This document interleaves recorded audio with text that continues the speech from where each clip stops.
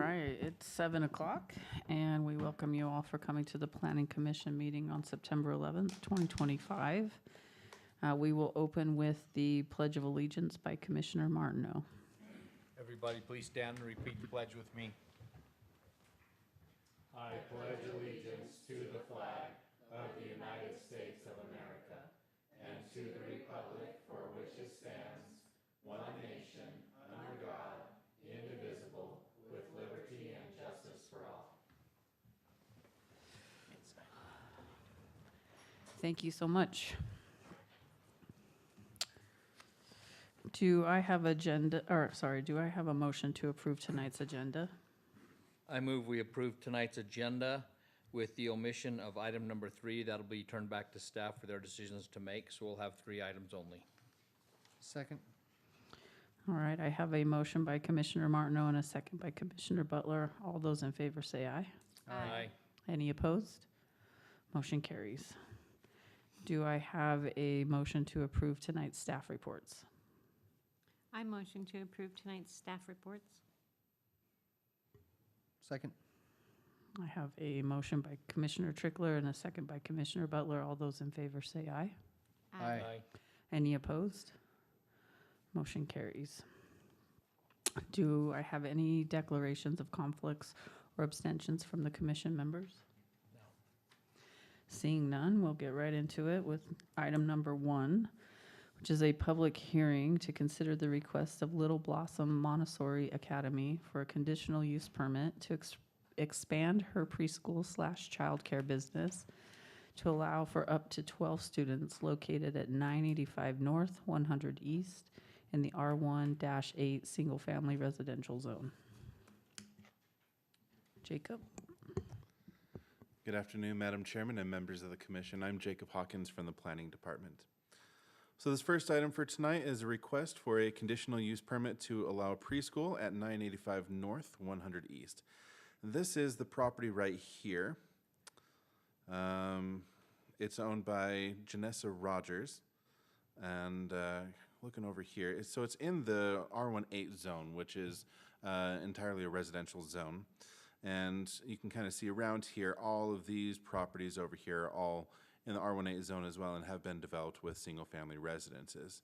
You'll also notice that just across the street from this property, we've also got the elementary school and we've got the high school as well, the junior high. Thank you for correcting me.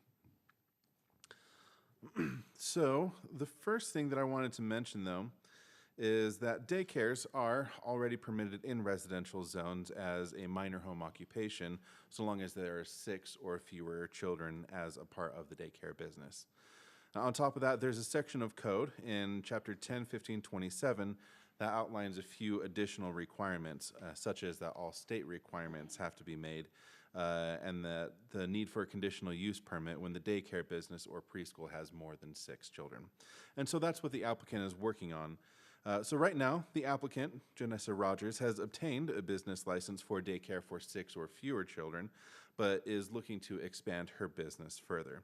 And so for tonight's presentation, what I'll do is I'll explain the requirement for preschools as a major home occupation, and then I'll explain what the applicant's request is. I'll just kind of go item by item. So the first requirement is that the home occupation shall not exceed 25% of the total floor area of the home. Now, the applicant is going to conduct the preschool in the family room and the bathroom in the basement of the residence, and will also allow children to go play in the backyard under supervision within a fenced area for about 20 to 30 minutes per class period. And there would be a morning and an afternoon class, with the morning class being at 9 to 11:45 and the afternoon class being at 12:15 to 3. The next requirement is that the permitted number of children, which can extend up to 13 children, including the provider's own children, and that the provider must live in the home where the services are being provided. The applicant lives on the property and is requesting up to 12 children for the preschool. And the age range for the children attending the preschool will be between ages 3 and 6. When it comes to employees, the requirements for major home occupations permit for 1 non-resident employee to be on the premises between 8 a.m. to 5 p.m., subject to the condition that no more than one non-resident employee is permitted for homes with lots under 12,000 square feet, and that on-street parking is not permitted. Now, the applicant intends to be the sole employee until more than 8 children are being cared for, at which point the applicant would hire an assistant to help, who would have to meet all the qualifications for being a preschool teacher from both the state and will also need to meet all of the local and zoning requirements as well. Now, the last main requirement is for parking, which may range up to 8 per hour under a major home occupation, provided sufficient off-street parking is provided and that the use does not adversely affect the neighborhood. In preparation for this conditional use permit, the applicant has paved a section of land just down here to the south. You can kind of see this portion, and it kind of comes back over here. So she paved all this stuff in anticipation of the conditional use permits. That way, when parents are coming in to drop off their kids, they can come in, they can park, drop the kids off, and then exit safely onto 100 East over here, because 100 East is a pretty busy street. So with that being said, staff finds the proposed preschool business would be in compliance with all of the minimum requirements for a daycare and recommends approval to the Planning Commission with any conditions that the commission finds necessary.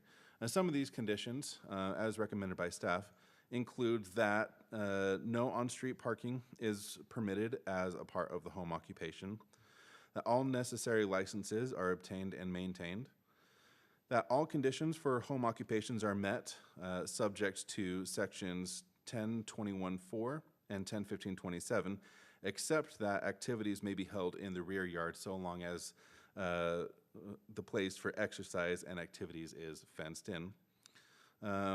That one non-resident employee is permitted for the duration of the home occupation and must be properly licensed. And then all final planning, engineering, and fire department requirements are met. I can take any questions. So at that time of day for the first one, well, actually the second one, let's see, 9 to 11:45 and then 12:15 to 3. What is the traffic like from this? Isn't the junior high letting out at about that time? I think at around 3 o'clock, yeah. But do you know what the traffic is? I'm trying to It's remember. 2:45. 2:45? 2:45. So it would be right around Sorry, the there. traffic where, on which street? I'm not from. First East, East, right just here. just north of the junior high. Oh, just 100 East, yeah. I mean, There's the there's elementary. always a lot of traffic on 100 East because it really functions as an arterial road when it's only built to a collector-sized road. And so there's, no matter what, there's always going to be traffic there. And, Yeah. you know, whether you add 2 or 5 or 10 or 50 cars, it's not, you know, there's still going to be traffic issues. So just for safety of all parties involved, would it be permissible for us to also add no left turns for the second shift? You need for them to leave? When they leave out of the property, no left turns, because that's going across traffic. Would that be permissible I believe so. Is that something we can do? No left turns? during the second?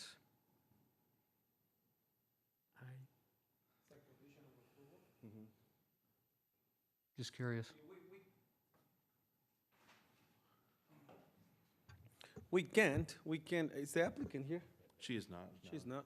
We can, the only problem will be to enforce it. Yeah, I mean, but if there's a problem or something like that and the staff needs to go and, because the situation is when we impose a condition means that if the condition is not being met, then we can remove the business license. yeah. So if you guys consider that it's for the safety of the kids and stuff like that is needed, then yeah, we can do something like that. Okay. The enforcement will be the complicated, but that's not you guys' job, that's my job to make Yeah, sure that I sure. can play that, yeah. And then the other question, since they are to age 6, would any of these students would just stay there? They wouldn't be, none of them would be going to the elementary, Grove Creek, right? That would be Grove correct Crest, as far sorry. as I'm aware, yeah. Okay. Because it's, yeah. Yeah, because it's a preschool for right now, yeah.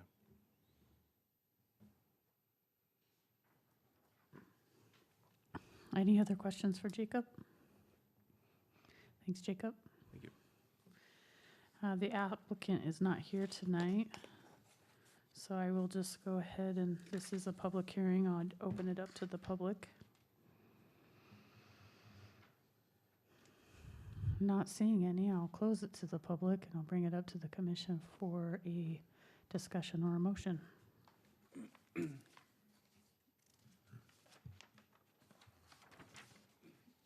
Is that safety issue something that we even want to touch? I don't think we can enforce it. Yeah, I don't see how you can really make that, I mean, you can put a sign up, but I don't think it'd make any difference to. Sure. I'm just curious. I mean, yeah, I mean, I think most people are rule followers, like, it's gonna be like right turn only, they're gonna do it. Yeah, it does, that road's insane when junior high is Yeah. starting and getting out, so I think it's a good idea. I don't know. 2:45, they get out, but then traffic just builds up. Yeah. Yeah, They're just Till at- they're about just at- picking up or at 3:15. They're 3 adding o'clock. it, they're adding to Yeah. the traffic. Not that there's a lot, but I mean, I know when I had kids in junior high, we'd always go up to the church Mhm. outside and make them walk up to the church. I mean, I think it's a good idea. I don't know if I'd If- be all for it, but if if we the don't- rest of you are like, it's not really our, yeah, job, if you don't think it's fine. something we need to, then that's fine. It just came to my mind. I mean, it is a good idea. I just don't know how to, I mean, if you start with that one, how many other places could we add that to? well, I guess the hard thing too, it doesn't matter if they make a left turn, if it's any other time of day, so Yeah. maybe a sign would not be a good idea, unless it said between the hours of. Well, it'd have to be, business. it'd have to be for During everything. school, It'd have to be for all of it, not just the one, not the afternoon. Okay, so maybe we, okay. not Well, add that. I'll make a motion if no one else has any comments. Go ahead.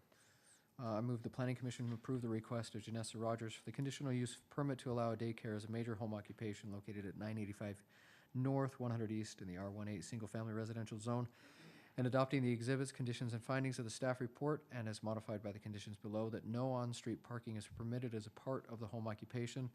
All necessary licenses are obtained and maintained. All conditions for home occupations are met, subject to sections 10-21-4 and 10-15-27, except that activities may be held in the rear yard so long as the place for exercise and activities is fenced in. One non-resident employee is permitted for the duration of the home occupation and must be properly licensed, and all final planning, engineering, and fire department requirements are met. I second. All right, I have a motion by Commissioner Butler and a second by Commissioner Martineau. All those in favor say aye. Aye. Any opposed? Motion carries. The second item on tonight's agenda is a public meeting to consider the request of Hunter Smith for a one-lot and a one-parcel preliminary residential subdivision plat called Smart One Lot Plat A, located at approximately 3195 North, 1240 West, on approximately 35.05 acres in the rural residential zone. Jacob? Thank you, Madam Chairman. All right, so the second item that we have for tonight is a subdivision plat for Hunter Smith. Now, this subdivision plat is called Smart One Lot Plat A, and it is located at approximately 3195 North, 1240 West, and it's about 35 acres in size. Now, this property has been developed with a home up in the northeastern corner. You can kind of see that up in this area, well, the home and some agricultural facilities. And the rest of this property, for the most part, has been used for agricultural uses. Now, you may remember a few weeks ago that the applicant rezoned a portion of this property over in this particular area to the rural residential zone. And you can actually see where exactly this rezone has taken place as we get here to the plat itself. And so as we can actually see, so looking at the plat, you can see how everything is laid out. Parcel A here is still intended to be used for agricultural purposes, which is why it remains as a parcel and will not be required at this time to complete all of the improvements, such as connecting roads and utilities all throughout here. Now, the applicant only wanted to split off Lot 1 for residential development, which will have access from 1240 West. And it meets the minimum requirements of the rural residential zone, which it was rezoned to. Now, all of the connecting roads and the utilities within Parcel A will only need to be constructed as this parent parcel is further subdivided, and all of those connections will stem from 1240 West, 3300 North, and 900 West. But overall, because the proposed subdivision meets all the requirements for both the agricultural zone and for the rural residential zone in terms of lot width, lot area, and everything, staff recommends approval of the proposed subdivision, and I can take any questions. And I can zoom in too if you need. So improvements would be done just for lot one? Just for lot And one. that section in front of that house only would not continue to the corner? Correct. And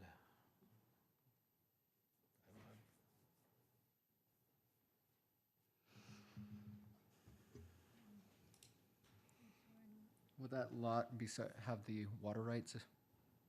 Have water? Yeah. Have any water rights with the rest of the parcel? Oh, Or separate from that parcel? so lot one will have separate water rights, correct?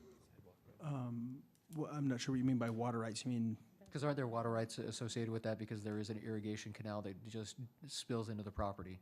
yeah, most likely. I mean, the property owners probably have several water rights that are associated with the entire parcel, and they will likely choose to use some of those water rights to fulfill the water requirement for the one home, but the rest of them will just remain with the property, and they'll continue to use it as an agricultural use until they further subdivide and develop parcel A at some future date. Okay. Everything else on parcel A is gonna stay the same, ditch is gonna stay exactly the same. The only thing they're doing is they're just adding that one lot and then the sidewalk, so that lot has a safe sidewalk up to the rest of the city system. Oh, up to the rest of the city system? Yeah, there's existing sidewalk that goes to the west. Yeah. So they're just connecting that up to that corner, around the corner, so that the pedestrians, that live in that home can access that home through a sidewalk. So there's going to be a sidewalk from their residence here all the way up to that corner? Yep. Okay.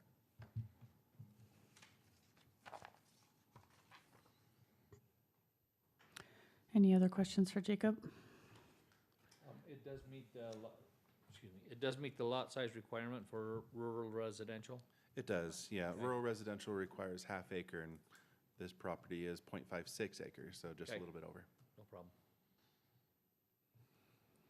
Thank you, Jacob. Yes, ma'am. Is the applicant here today? If you'd like, you can come to the podium. No? Thank you so much. This is a public meeting, so I'm not going to open it up to the public. I'll just encourage a discussion or a motion from the commissioners. Seems straightforward to me. I'll move that the planning commission approve the request of Hunter Smith for a preliminary subdivision plat called Smart One Lot Plat A, located at 3195 North, 1240 West, in the agricultural and rural residential zones, and adopting the exhibits, conditions, and findings of the staff report with no conditions. I'll second. All right, I have a motion by Commissioner Trickler and a second by Commissioner Martineau. All those in favor say aye. Aye. Any opposed? Motion carries. The third item on tonight's agenda was omitted, so we'll go to the agenda item number 4. It's a public hearing to consider the request of St. John's Properties to amend City Code Section 10-14-25-2, permitted conditional and accessory uses in the Grove Business Park overlay by modifying the provisions and requirements for permitted principal uses within the Grove Business Park overlay to add a series of multiple new uses or categories to the list of permitted uses within that overlay zone. Jacob? Alrighty. So the last item for tonight is a code text amendment for St. John's Properties, who is requesting to add a handful of new permitted uses to the Grove Business Park overlay. So we'll break this down a bit. So let's start off by discussing what the Grove Business Park overlay is all about and where it's located. So here, looking at the zoning map, the Grove Business Park overlay is this yellow highlighted area. There's only two sections where this overlay has been applied to. First one is the doTERRA campus up in this particular area, and over here we have the St. John's Flex Space properties. Now the Grove, let's see here, the purpose, nope, just kidding. The Grove Business Park is, like I said, is only in 2 locations for right now, but it could potentially be applied to anywhere in the Grove zone, assuming that someone were to apply for a rezone and if that rezone were approved. Now the purpose of the Grove Business Park overlay is to provide for a mixture of research, office, retail, warehousing, and certain specialized light manufacturing uses in a park-like atmosphere. The overlay area is to be characterized by attractively designed buildings and off-street parking lots situated among spacious lawns, trees, shrubs, and other landscape features, preserving as much as possible the existing natural wetlands and associated vegetation. So while the Grove Business Park overlay was established to permit some flex space and allow additional uses not typically found in the Grove zone, the purpose of the underlying Grove zone is to be the figurative crown jewel of Pleasant Grove City and is intended to be designed in a way that is inviting and visually attractive through building, landscape design, and retail, office, and service uses that provide a lively atmosphere. Because the Grove Business Park overlay was established with the assumption that it could be located adjacent to residential uses, such as both of these developments, it's not the intent of the overlay to permit uses that are purely manufacturing in nature or uses that would negatively impact the surrounding area. Those uses especially are intended to be located in other zones, such as the business manufacturing park or the manufacturing distribution zone, like over here, just for example. And so instead of permitting pure manufacturing uses or uses that would cause disturbances to the neighboring properties, such as smell or noise or so on, the city has permitted light manufacturing uses in order to preserve the design of the Grove zone while still granting some flexibility to many kinds of businesses who would prefer to work inside a flex space building. And so, with the idea in mind that light manufacturing uses are typically considered to be indoor-only uses that do not negatively impact the surrounding area, and that flex space units are intended to permit light manufacturing uses in a smaller environment than other industrial or manufacturing zones, let's take a look at what the applicant is proposing. Let me scroll down here. And I believe there's a little bit more on this next page as well, and we'll kind of get to that. So here's what the applicant is proposing, and what I'll do is I'll go through each one and briefly explain what they are about. Use 2300 falls under the manufacturing of apparel products, and if this use is permitted outright, it would not be required to be associated with retail uses. However, because the Grove Business Park overlay permits many uses for the retail of apparel, use 2300 would likely have a greater likelihood in being used in conjunction with these already permitted retail uses. And so if use 2300 is permitted, staff recommends that such a use be placed with a condition to be associated with those retail uses. Uses 2510 and 2520 are for the assembly of furniture equipment and household and office space. And these uses are categorized as being manufacturing in nature and also would not require any form of retail if permitted outright. However, once again, because the retail for furniture for household and office space are already permitted in the Grove Business Park overlay, it would also be likely that these proposed manufacturing uses would be used in conjunction with retail. Now, similar to use 2300, if these proposed uses are approved, staff recommends that such uses be permitted with a condition that these uses would be permitted only if they are associated with retail uses. Uses 47, 18, 19, 15, 25, and 37. That's going to be all of these ones effectively, except for these last two. All of these are generally for office spaces for utility companies. The applicant proposes that all of these uses would be for both office space and indoor storage space that such companies would require. And they're pretty self-explanatory. But 4846 and 4853 would be similar, but staff recommends that these uses remain as an office only without storage to ensure that no negative impact would affect any neighboring properties and to uphold the purposes of the Grove Business Park overlay. Now, the Grove Business Park overlay already permits use 6376 general warehousing and storage, and use 6373 is similar in nature to such a use, except that use 6373 allows for temperature-controlled storage. So that one's pretty simple as well. Use 6411, this one's the bigger one. Use 6411 encompasses a broad range of automotive repair activities, including body shops, brake repair, transmission repair, wheel alignment, and similar services. Now, while the city's zoning ordinances do not provide a more narrowly defined category for these activities, the scope of this use can vary significantly, from servicing damaged or inoperable vehicles to performing high-end custom body modifications.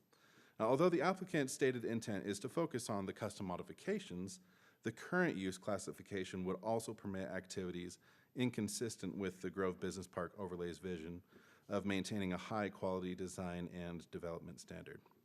Now, the applicant was aware of this, and to address this concern, the applicant has proposed a set of conditions to limit potential negative impacts, which you can see on page 3 of your staff report. However, staff recommends that any conditions imposed on a use as intensive as this must be reasonable, relevant, and consistently applicable across all areas governed by the Grove Business Park overlay or the Grove Zone. Conditions should not be so restrictive as to render the approved use as impractical. If such extensive limitations are necessary to achieve compliance, it may be preferable to disallow the use altogether, particularly when it does not align with the underlying zone's objectives. Now, the Grove Zone was established with a clear vision to create an attractive commercial area offering a balanced mix of office, retail, and civic public uses designed to function as a regional center for retail, hotel or convention, and professional office development. High-quality architecture, strong site design, and a pedestrian-friendly environment are at the foundation of this vision. To achieve these goals, certain uses were explicitly prohibited, such as car washes, heavy industrial operations, and outdoor storage, because, while not banned citywide, they were deemed incompatible with the Grove Zone's desired character, and therefore are appropriate for other more suitable zones. So based on this vision and from past experience, staff finds that this use, 6411, or at least in its current broad form, does not meet the objectives of either the Grove Business Park overlay or the Grove Zone. Now, while staff recognizes the existing market trends and the applicant's efforts to limit impacts, the nature of this use is more consistent with other established zones within the city that are better equipped to accommodate automotive services without undermining the vision and purpose of the Grove Zone's environment. Now, because the use as proposed does not meet the vision of the underlying zone or the overlay district, staff does not recommend approval of use 6411 in its current form. And then lastly, 6418, auto glass installation services. Now, this use represents an activity that can be conducted entirely within an enclosed building with limited exterior vehicle storage and minimal operational impact on the surrounding properties. Its characteristics are more consistent with the light manufacturing definition in the International Zoning Code and align well with the Business Park Overlays development standards. So given its compatibility and minimal anticipated impacts, staff recommends approval of use 6418. So with that, staff recommends approval of all the proposed uses except for use 6411. Furthermore, as we mentioned earlier, staff recommends that the proposed manufacturing uses are only permitted if associated with retail, and that the sewage and refuse disposal company offices remain as office only without the associated storage. And so the reason for staff's recommendation of approval is that the proposed uses fit the description of light manufacturing in the sense that all of these uses, except for the previously mentioned conditions in use 6411, how they could entirely be conducted within a building and that the impact the proposed uses have on neighboring properties is negligible. And as such, the underlying design requirements of the Grove Zone remain unaffected. But with that, I'm happy to take any questions or turn the time over to either Daniel or to the applicant. I have a couple of questions. Some of this might be for us to discuss up here, but electric utility company office, that is office only and does not include the support vehicles and the other things, wire, those type of things. It's just an office, to make sure that's what that reads. So generally speaking, it would allow for the office itself, but then also because it would have some storage space, they would be able to store some utilities, like things there for all that. Indoor storage. And indoor storage Indoor only. storage only, okay. So- Just because I deal with companies like that, and a lot of them have fairly large storage yards. You get Right. transformers, you get switchgear, you get a lot of other materials. Yep, so indoor only. Water utilities and irrigation would be the same? Same thing. Thought on that also? Okay. So what is the interior footprint, like percentage of the space being office versus storage? That's a good question. Is that something that's That's a something that requirement? we'll look at whenever we get like the tenant improvements and like the build outs and such. But ultimately, as long as the office is there and the warehousing and such is there, we already permit the warehousing portion of the use anyways in 6376, but yeah. This is an interesting zone because this already allows the warehousing. Usually the warehousing is the one that takes the biggest space. Yeah. And then we're saying like, well, the permitted use needs to be at least 51%. And in this case, the storage and the office, both of them are permitted. We assume it will be bigger than 51%. Definitely. Correct. Okay. Jacob, could you go back to the map and put it on, can you put it on satellite? Yes. And we're just talking about this overlay zone is what was bolded in yellow with the diagonal. It's in 3 different areas, Jacob. I know you say 2 at the beginning, but it's the one where the Terra is located. That's one. Where behind Tesla is 2, the one that the So that's still applicant. Terra, the bigger one, correct? Yeah. Yeah. So Then where's Proctor Road? Proctor is Or this one right 1300 here, West? 1300 It is West. that one, okay. and the other area is The one to, yeah, to the left? I'll show you right now. Can you give, like, it's gonna be, yeah, it's behind Tesla. So this is Tesla right here. So it's right here. Oh, yes, okay. It's Okay. this one right here, and there's one right here up north that you didn't. It's, And there's one up north? yeah, we signed a development agreement. For it. Oh, I don't think it's gone through the rezone process yet. No, but it's a development agreement. Yeah, Yeah. okay. There's a development agreement, so it's already there. Yeah. So where is it?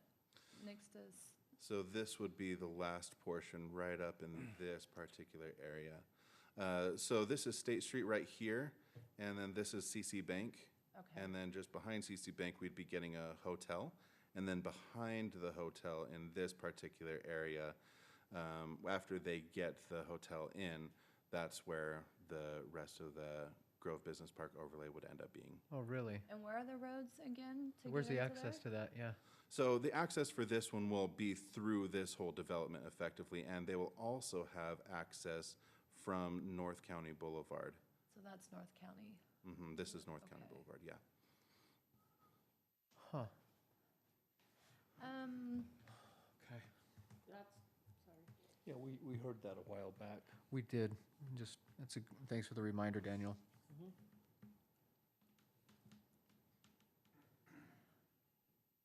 Okay. Question about, so 2510 and 2520 associated with 7510 and 7540.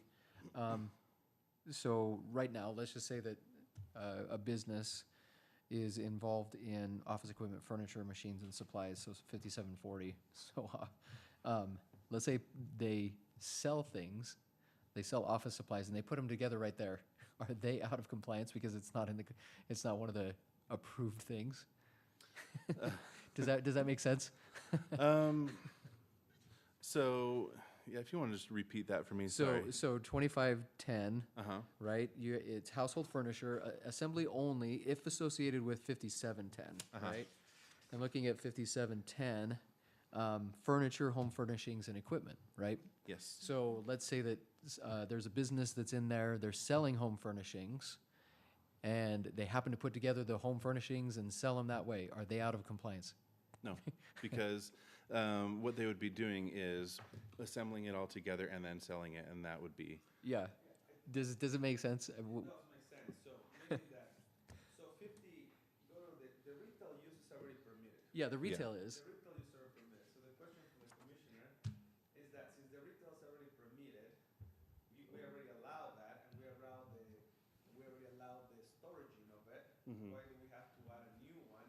Let's say someone. Oh, I see. Someone already, so you are already selling it, and in order to sell it, you're gonna get it from whatever country it comes from, I don't wanna say China, it comes from, and then you assemble it right there. If they do that, will they be out of compliance if we don't add the manufacturing portion of it? Is that correct? That is, yeah. Or, well, not necessarily complicated, but. or does that lean more towards repair and somebody that's coming in refurbishing, kind of like upholstery and stuff? Is that leaning more along that lines? I don't know. That's a good question.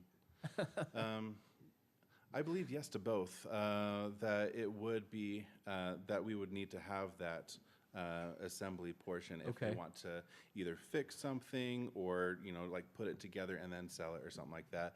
I think there's a lot that goes into the assembly. It's not quite just like IKEA Which things. is why we have the 2510 and 5710 Right. combined. And of course, I am specifying assembly only in this particular case Yeah. because the overall use includes a lot more than just the assembly. Yeah, okay. Is it, was it and the applicant will have his opportunity to talk, but was it, we changed it to assembly, but it was manufacturing? Was that the proposal, manufacturing? So yeah, it was originally proposed as manufacturing, but it got changed So over we to. narrowed it from We narrowed manufacturing it from the to- manufacturing down to assembly only assembly only. because the assembly is something that we would recommend approval of in the Grove Business Park overlay because that would then be it's something. therefore the retail, Right. it's closely associated to the retail instead of just manufacturing it and then Right. shipping it off. But the manufacturing portion itself, a lot of times, especially like whenever you're considering furniture, that creates a lot of sawdust. You've got like the lacquer, you've got a whole bunch of like noise and smells and such. And that's something that we want to Okay. avoid in this particular Okay. area. And so that's why we're just limiting it All down right. to the assembly, so. I understood, thank you.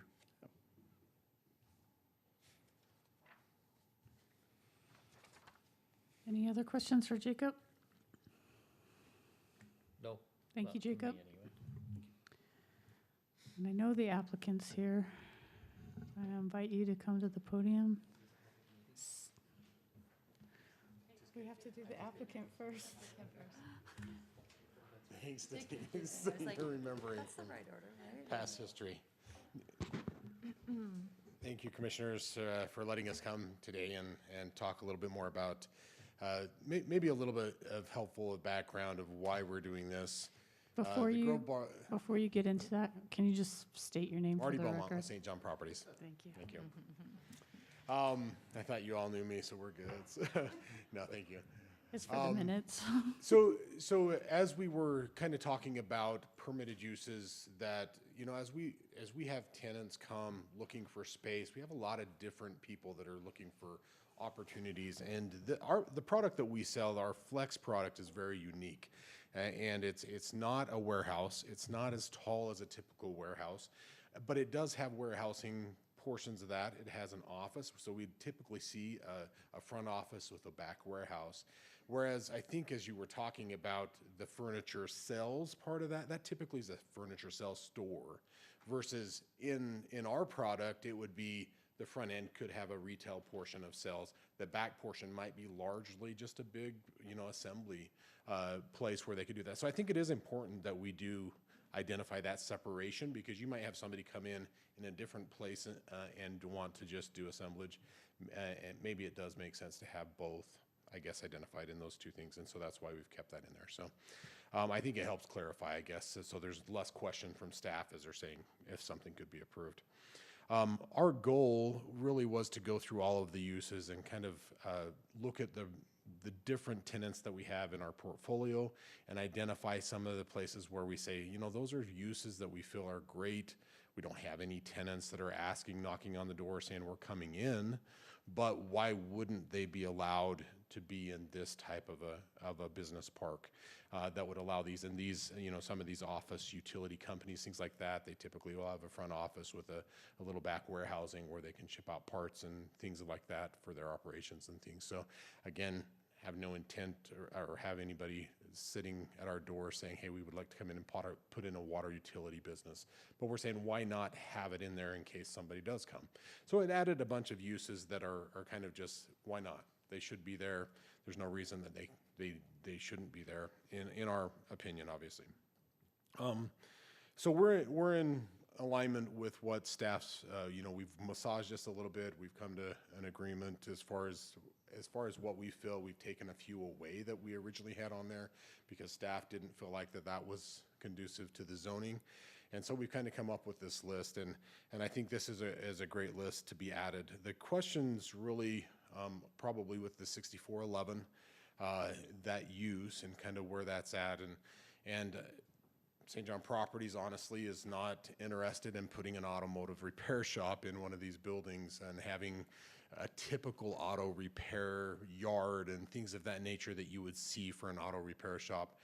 But we also feel like that the warehousing type of use allows for some open indoor usage that would not have a major impact to the neighbors or to that zone that would create a negative impact. And so we feel that there is portions of the 6411 that are very conducive to that zone and would not have a high impact to the surrounding neighbors and those things if it's done in an indoor nature with that. And so as we're looking at that, one of the things that we felt that we could add, as you know, we put some conditions there to those uses, the 6411 and 6418, to try to limit a little bit of the size and nature of the yard, so we aren't getting into a place where you're just a typical auto repair shop where you've got 20 or 30 cars in the back ready to be repaired, partially torn down and in disrepair or up on jacks or jack stands, and tires are removed or panels are removed. You know, that's not at all conducive to this zoning. We have no intent to do that, nor would we want the city to allow that in any other parts of the Grove Business Park overlay, because it is in the in the Grove zone of the city, and we understand the desire to keep that as a nice place. And so what we did there is we added some conditions to that with regards to parking stalls. You know, and the number, did we mention that, Jacob, as far as all indoors, and did you mention that in your staff report? You say that they're in page number 2 of the staff report. Oh, yeah, I mentioned those conditions. Okay, yeah, so the 5 conditions you brought up. Yeah, the 5 conditions. Yeah. And so I think that's important, is that what we're trying to do is just not make this your typical auto repair store. It would be something that would be very conducive to this zone. We're saying that the parking stalls, let me just read those really quick because he didn't read those and go through those, but we indicated that the parking stalls provided for the autos be serviced cannot exceed 2 stalls per 1,000 square feet of gross floor area. Each auto being serviced to be parked outside must be in a parking stall. No parking is allowed in the front of the buildings. And then all servicing of autos must be conducted indoors. Outdoor parking for autos being serviced shall be limited to complete vehicles with all exterior fenders, doors, and floor-mounted inflator tires. The storage of partially disassembled vehicles is prohibited.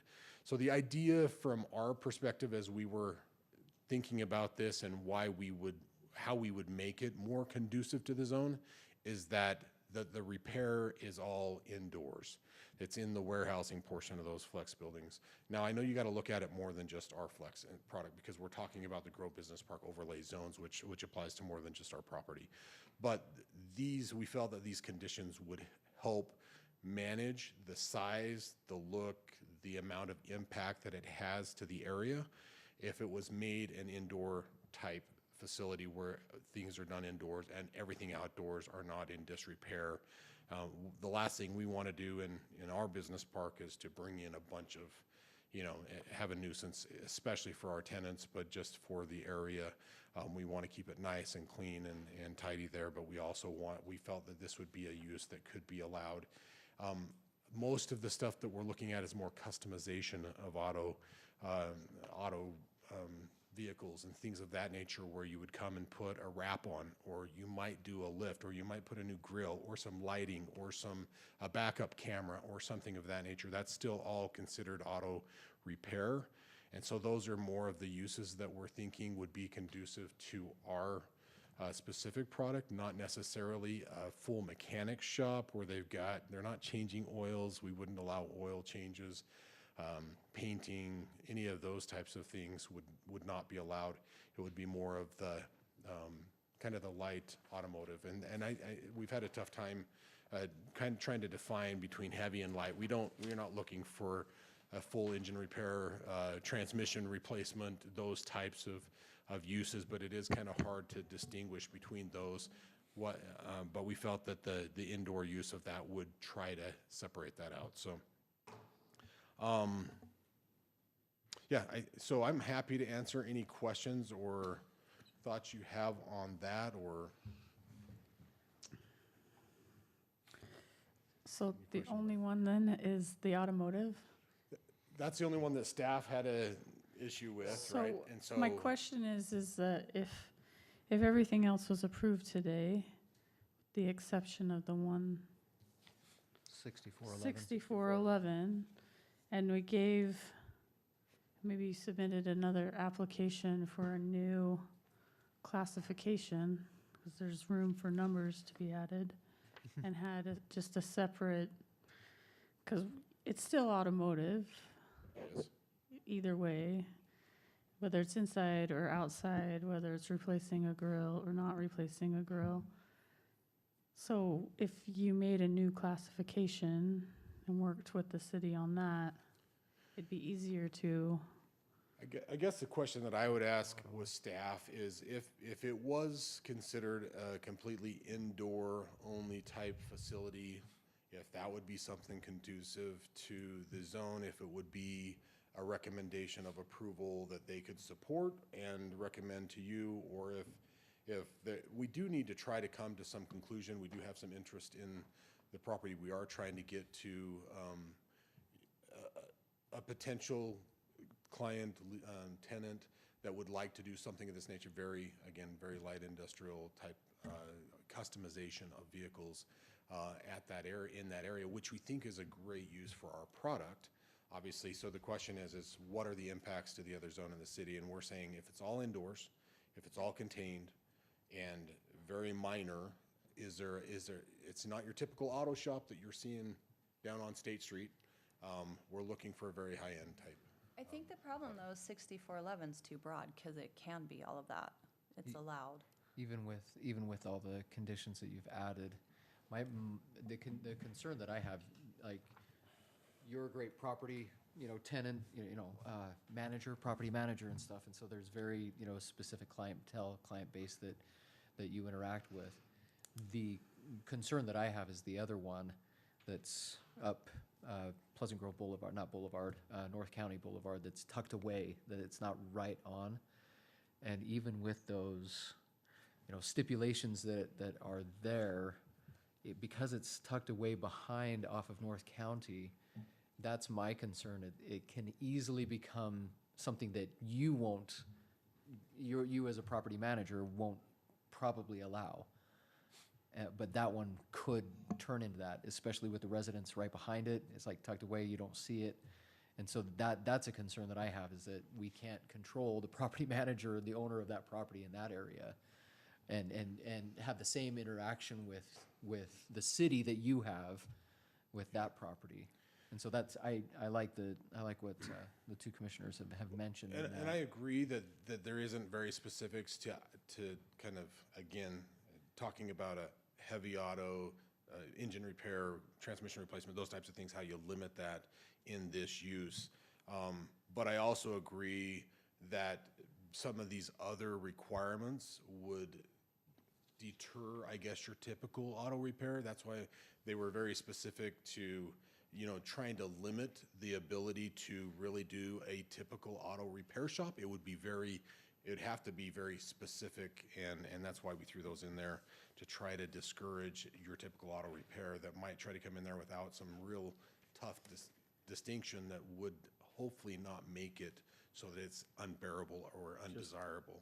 But You know, a maybe thought it on- doesn't do enough. I agree, and I would love to talk about that. I think we do want to try to come to what is the direction the planning commission would like. Maybe we do move forward, or as far as a continuance or something, but we'd love to try to get this worked out tonight with you guys and talk through that. Just- but- Well, Just yeah. my opinion, but it seems like if you're trying very hard to shoehorn something in and manipulate it that hard, that we're getting so specific and trying to limit it that it really just doesn't belong. That's just my gut feel. Well, I think it could work if if like 6411 wasn't so broad, if there was a 6411A, I think that's kind of what Commissioner Redding was also saying, like, let's get a little more specific, so as years go on, it doesn't turn into an auto transmission shop.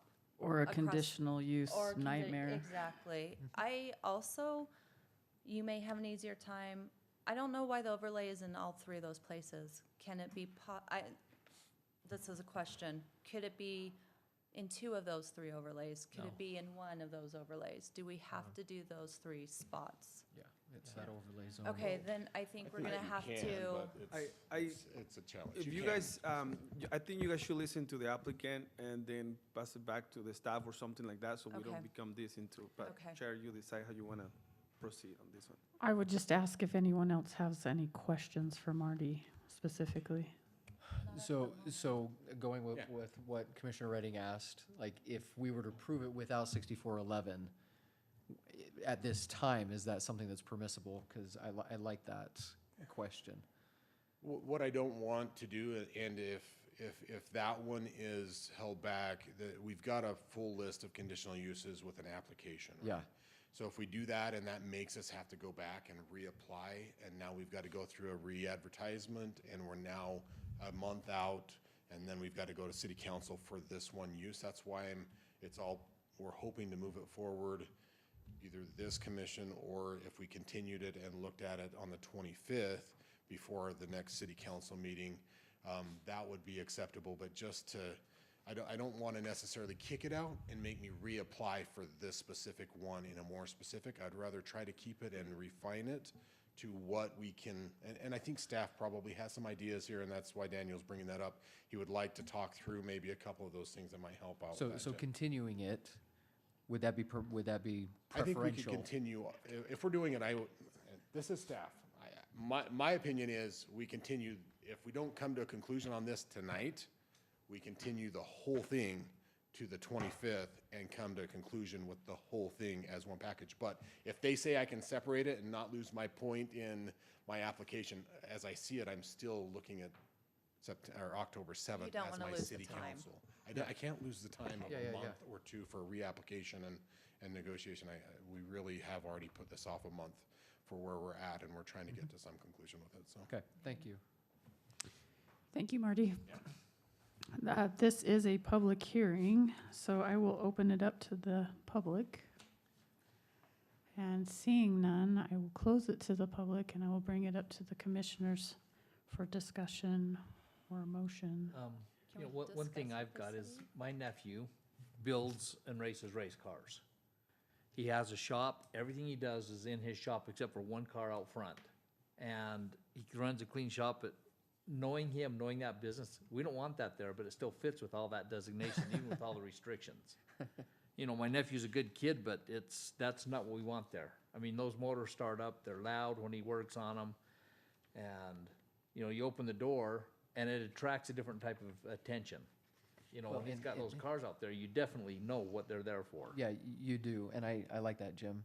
And down near the Tesla dealership, down in that area, there's the space, so to speak, between residential and stuff. Sure, it's across the street, but it's that other place. It's that one right off North County Boulevard that's Yeah. right behind residential Yeah. that could and and a that could be future an issue. motel right there next to it, it just, I don't wanna open it up to that very bad.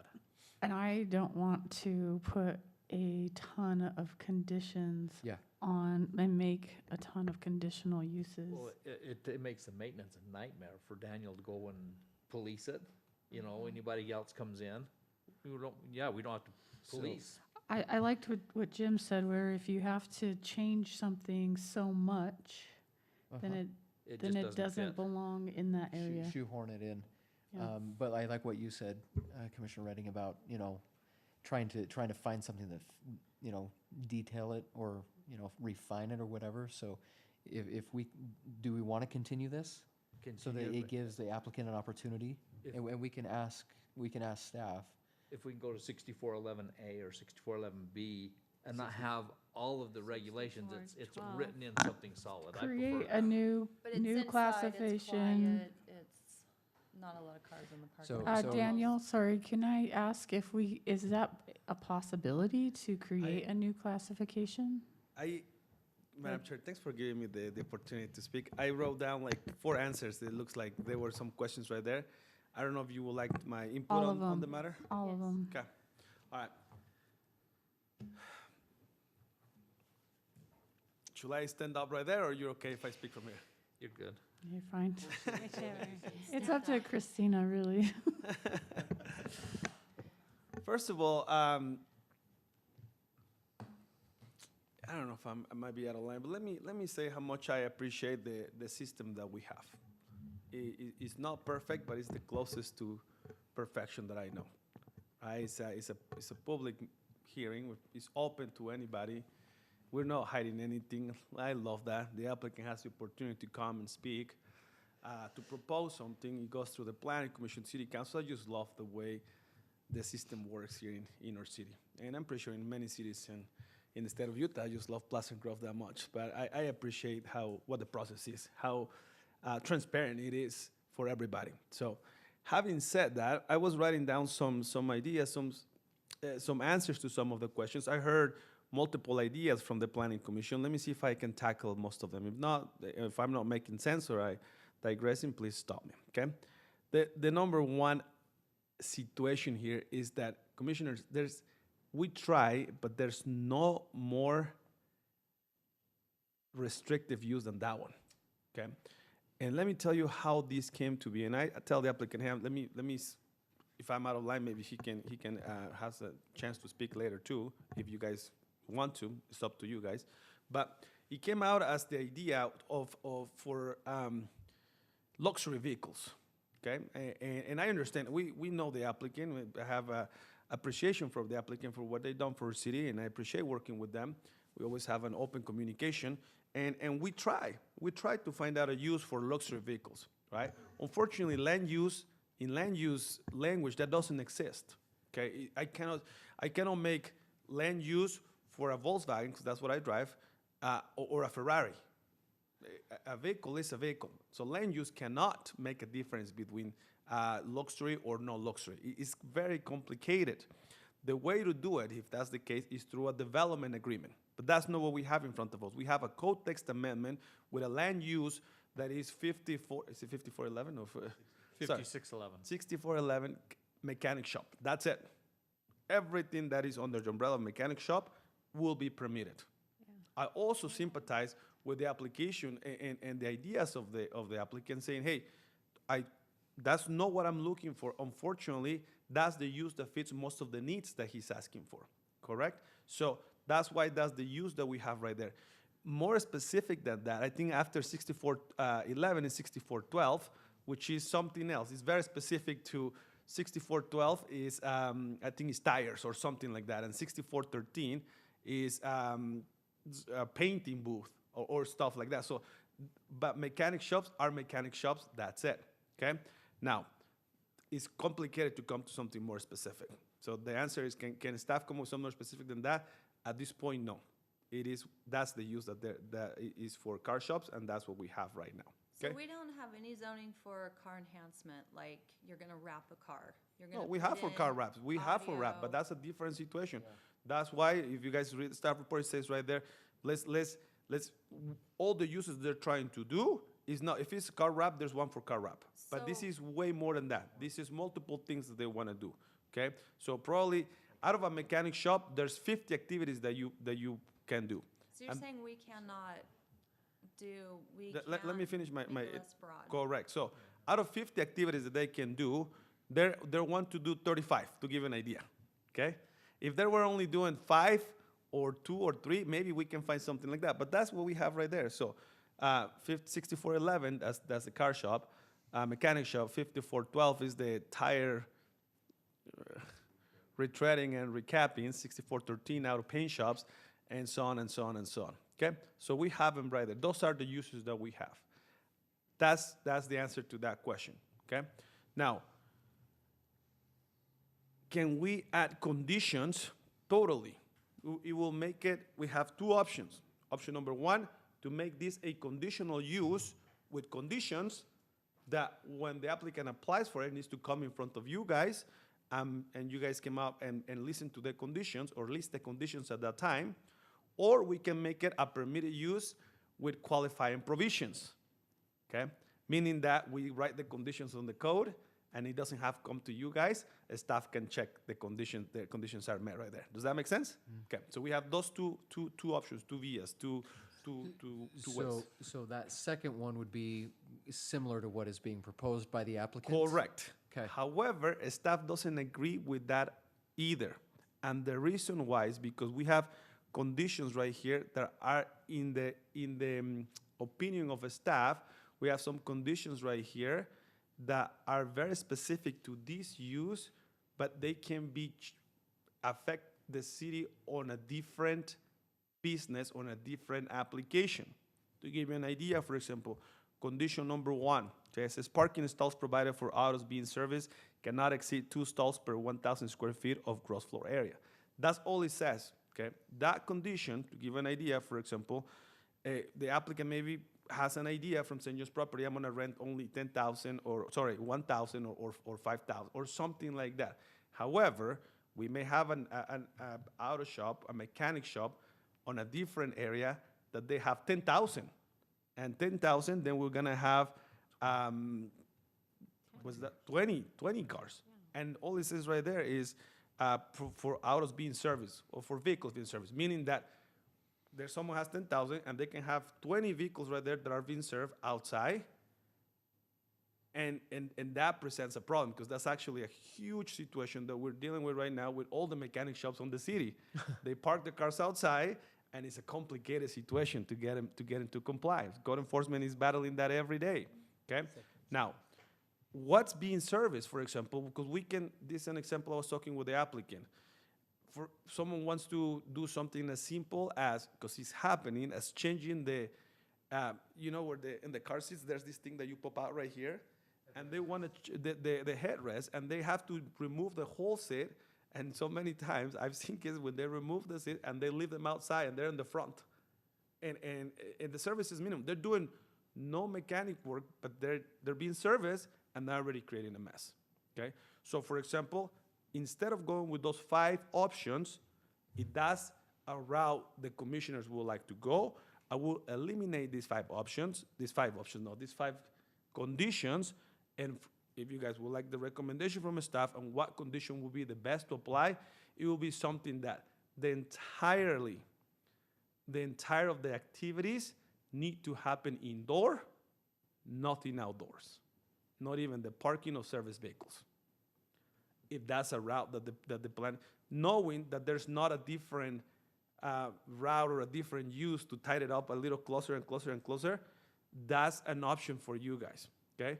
Instead of putting all these 5, it will be the entirety of the activities for the business need to happen indoor. Not even one, like Commissioner Jim says, because once the door is open, I'm telling you, I know St. John's take good care of the properties. I wish everybody would, but it's not happening. The truth is that it doesn't happen, okay? So instead of putting all these 5 conditions, I would just go one as restrictive and as clear as possible, because I have applicants fighting me on, hey, on the minimum thing right there. Like it says 2 right there, and it doesn't say service of what? A specific, it's complicated, okay?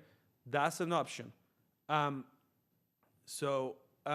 other question was, can we just do it on the parcel that the applicant owns? The answer to this is no, because the application that I have is for a code text amendment. Usually, when it's site-specific, that's a development agreement. Development agreements are for site-specific. Code text amendments are for everywhere where the zone applies. That's a situation that to keep in mind. The other is, does the applicant needs to reapply? Okay. Well, I think the applicant submitted a list of multiple uses, okay? And it looks like the majority of the uses, there's an agreement, and there's only a disagreement in one. I'm oversimplifying the situation, but that's what, is that okay to say, Marty? Okay. The commissioners can do a motion, for example, that said, we agree with all the uses, we recommend approval of these uses, except for this use. You guys can do that, and then we'll figure it out, and we work with staff to present that to City Council. That's if you guys want to do it. If you guys want to continue the item, you guys can continue the item anytime you want, and if you guys want the staff to do more research on this, okay? I think we've done a lot, and we haven't found it yet. If the applicant is okay and you guys want to continue it, that's also okay. Does the applicant needs to reapply? No, he doesn't have to reapply. For example, if your motion is, we agree on the 10 uses with the exception of 6411, is that what it is, 6411? Then that motion carries, and I can present that to City Council. So, and if the applicant would like to keep working on 6411, then he will have to reapply, but just for 6411, okay? That's a situation. Doesn't mean that just because you guys, and I'm speaking like, I don't know what decision you guys are gonna make, but if you guys decided not to any of the uses, doesn't mean they have to reapply for all of the uses again. Does that make sense? Okay. Having said that, I think I tackled every single things that I had right here. Unless you have more specific questions, that's what I have for you guys. Or if I say something, Marty, everything that I say, does that align with what you and I discussed? Yeah, the continuance of the 6411, if I have to reapply, then I'd rather continue all of them if that's what you're saying. If you're saying, I don't want to pin through and say. Sorry, sorry, Marty. I'd rather bring. Can you come up to the microphone if you're gonna? Sorry. I guess what I'm trying to say, and maybe I misunderstand what Daniel's saying, but if there's 10 of them, you're good with all these, you'll make a condition, recommendation of approval to City Council, that could move forward. But if that requires me then to reapply for 6411, I would rather continue the whole thing. Let us work through if there is a way to try to get to some understanding of how this could work. Maybe we come back in 2 weeks and the same recommendation is to move forward and we get to go on October 7th anyways. But what I don't want to do is approve 10 and then we got to go back and reapply for the whole thing for 6411 just because you didn't do that. So I don't know if that's. Well, that's only because we have one extra planning commission. That's what I'm saying. Yeah, well, lucky for us, we have one extra planning commission. If we have to make or if you guys consider that more time is needed for you guys, or if you guys have an idea right now, I mean, it's up to you guys how you guys want to handle it. I'll just bring it back up here then, Thank you. unless you have I any have questions one other question. for Daniel? Yeah, for Daniel. So within a business license, can limitations be put into a business license? Okay, No. thanks. My feeling is we either continue it and see if we can work out 6411, or we go without 6411, and I'm down for continuing it, I think just to be able to have the conversation. for I- them. to work with money, I think that's the best option that I Or- feel. Or also, I like when Daniel was saying that there has to be a condition that everything, all of these, all from 2150 all the way through 8222, all of them have to be inside the building, nothing outside. I like that idea, because then that limits, there's no cars sitting out there.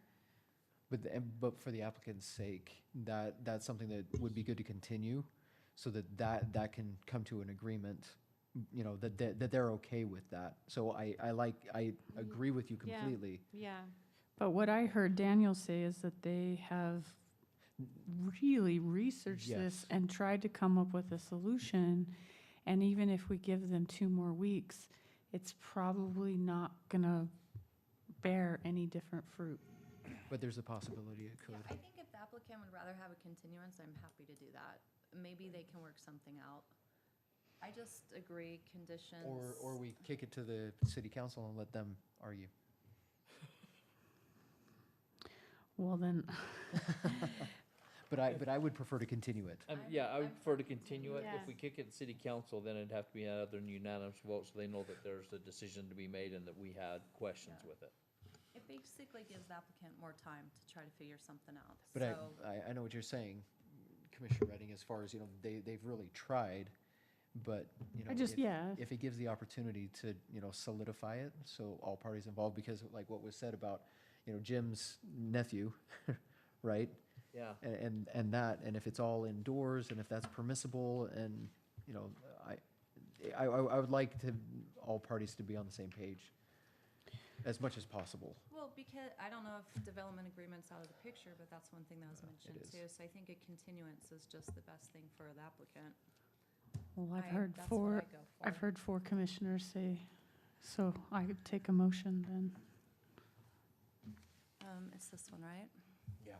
Okay, I move the planning commission continue the request of St. John Properties for the proposed amendments to City Code Section 101425 2C, permitted conditional and accessory uses by adding the proposed list of uses to the list of permitted uses in the Grove Business Park overlay until September 25th, to September 20th? 25th. 25th, sorry, until September 25th, based on the following findings, which is basically we're giving the applicant more time to come up And we with a need plan. more information on 6411. And more information on 6411. Does that work? Second. All right, I have a motion by Commissioner Trickler, by Commissioner Shirley, and a second by Commissioner Trickler. All those in favor of continuing? Aye. Aye. Any opposed? Motion carries.